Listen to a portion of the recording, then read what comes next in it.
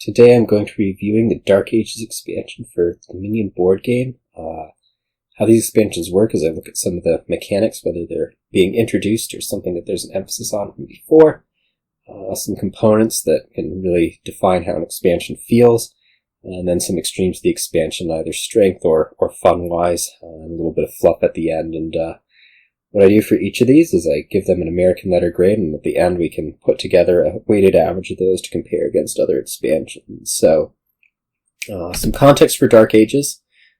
Dark Ages is the 7th expansion for Dominion, and when it was released in August of 2012, it was a big deal because it brought 35 new Kingdom cards, which is a massive expansion. Along with those 35 Kingdom cards, also in the box, there's 5 Ruins cards, which there's 10 each of. It's 50. Some Spoils cards, whatever these Ruins and Spoils are. 2 Upgrade cards, which are things that your Kingdom cards can turn into under certain conditions, and then a set of 3 Shelters cards for each player that can potentially replace the starting estates when you have Dark Ages in the Kingdom. There's some mechanics, new mechanics of when trash. There's some things that are now canonically before Dark Ages that have when trash, but at the time that Dark Ages released, those didn't exist yet. They're in second editions. And then there's Ruins and Spoils, these things we mentioned earlier as new things. Returning emphasis on upgrading cards, and we'll see what that looks like in a bit as we go through our mechanics, which are going to start with when trash.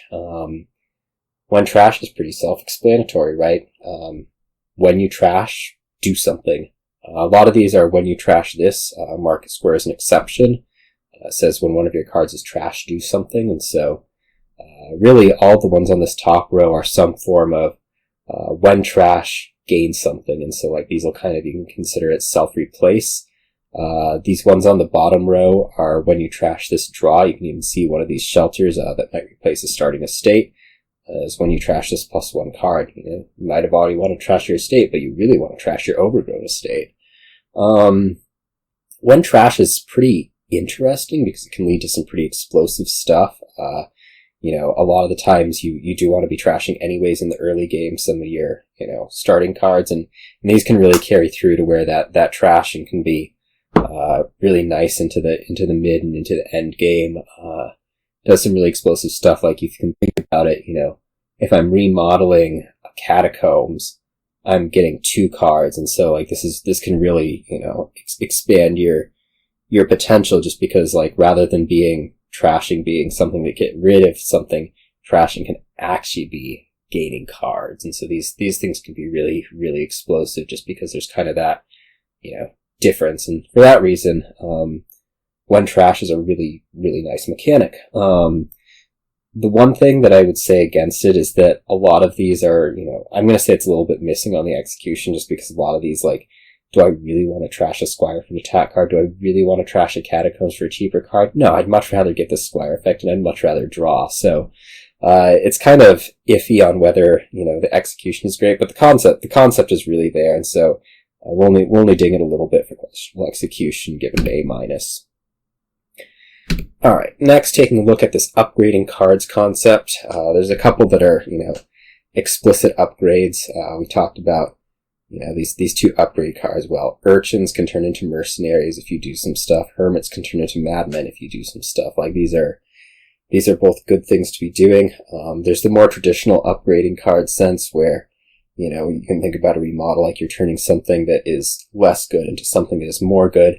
And even a Shelter that fits the theme, although this one is, when you gain a victory card, you may trash this, so like your hovel kind of turns into that new victory card if you still have it around, and trash it that way. Upgrading cards is a fantastic concept. It's like mechanically interesting because it's like, you do something to do something more later, which is really a way that you can, call it express your Dominion skill. Where you're looking at something that is maybe less good, but eventually it'll be more good. And so this is one where, you really get to show where it's at. I will give a book criticism that's, it's the same kind of a little bit questionable execution. Urchin Mercenary often gets a criticism that's a little bit luck-based. Forager The upgrade here is that it slowly gets better as treasures accumulate in the trash, but usually what it looks like is treasures don't accumulate in the trash because you don't want to give your opponent that. And then, we'll talk about rebuild a little bit later. Is not really where it's at. So again, it's like this great concept, like an A grade concept with a little bit of knocker execution. So another A- here. All right, ruins and spoils. There's these 5 cards that deal with ruins and spoils. Ruins are another form of junk. They live in the supply. They'll be like a action that doesn't do you a whole lot. +1 card, not a good card. There's also +1s of actions, buys, coins, along with a weird one in survivors. It's also not good. Spoils is this one-shot treasure, like you play it once and it disappears. And so different cards can, hand out ruins, whether it's to your opponent, you hope, or maybe it's going to be to you. And spoils are things that you want for yourself. I don't know that they're the most compelling thing ever. Like, do we really need another form of junk? Maybe, but you don't really feel it with these cards. Do we really need another form of making money? Well, this one's maybe a little bit more interesting. Like, you can come back around and draw these. That said, when we were saying that the other ones get a little bit of knock-on execution, this gets a huge knock-on execution. Death Cart's bad. Pillage is something that you just basically can't buy. Marauder's bad. Cultist, it hands out ruins. It actually does that quite well, maybe a little bit too well. And so, of these 5 cards, the only one that, you might say is a positive is Bandit Camp, and that's not doing so hot. So, although, the concept is there, the execution is really, really bad. And so, we're not going to give it a fail grade because the concept's okay, but it's going to be down there at a D. Alright, take a look at some of the components in Dark Ages, starting with attacks as always. Dark Ages has 6 attacks. We already talked about some of these. Pillage, unbuyable. Marauder, bad. Cultist, maybe a little bit overwhelming. Urchin Mercenary, a little bit luck-based, maybe a little bit too much. Rogue is very weak. Rogue and Knights are both trashing attacks. They will trash cards at costing 3 to 6. Knights is a little bit stronger than Rogue. Rogue can potentially fish those cards back out of the trash, and so, we look at Rogue, and this is maybe your first way in Dominion to be stealing other people's cards. So that's kind of interesting. It's not a good set of attacks. It's a quite bad set of attacks. In fact, we take 4 of these as being, 3 of them as being weak, 2 of them as maybe being a little bit oppressively strong, and then Knights, which, often end up just kind of slowing the game down because they wipe each other out. So, it's not a great set. It's a lot of attacks, but it's not a great set of attacks. We're going to give it a C. Alright, draw pieces. Draw pieces, I always say, is quantity over quality. Like, you will draw, you will try to draw, and so the most important thing is that draw cards exist. Here we can see that there's 10 of them here. Out of 35 cards is not great. That said, I will give this one a little bit of bonus back for its quality. All of these villages, like there's 6 villages up here, they are all extremely compelling. There's Squire, like you can get a bunch of these really fast. Fortress has really cool things with, other trash abilities. You get your Fortress back. Ironmonger you can get early and it'll do stuff for you before it becomes a village. Procession is one of these upgrading things. Bandit Camp's going to put coins on the bottom of your deck.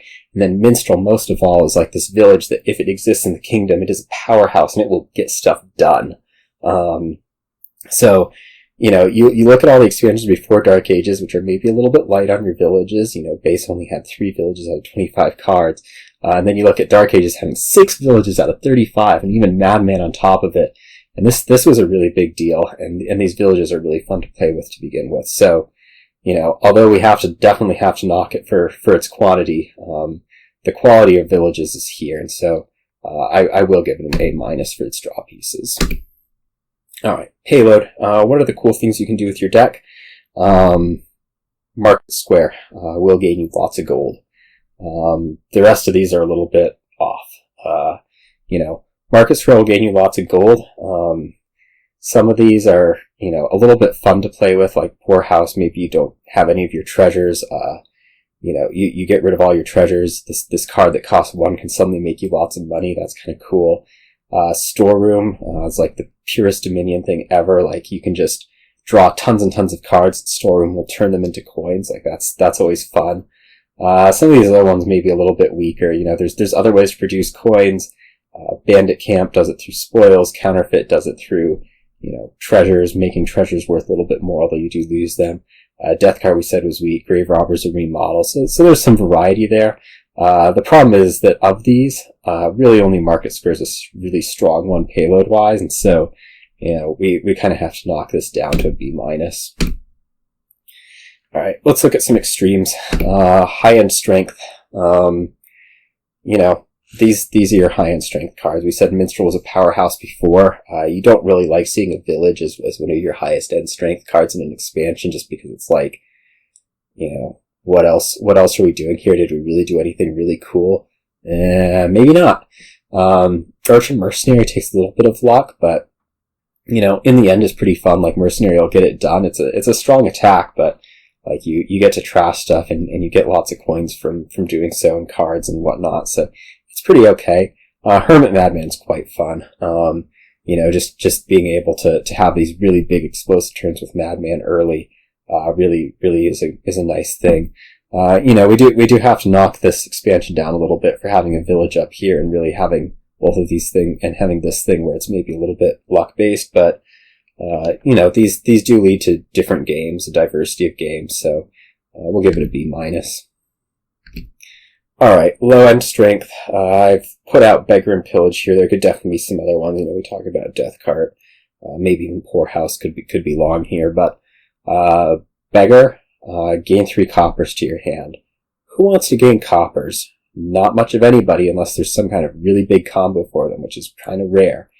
Pillage, there's just no use. I mean, it's so bad. Like, you just can't buy it. And so, you look at these two things, you really can't buy either of them. Even Death Card we could include here. You can't buy it. And so, I mean, this is just a straight fail. You don't want to have cards that you can't be buying, and it has them. Alright, most exciting card on a more positive note. Rats.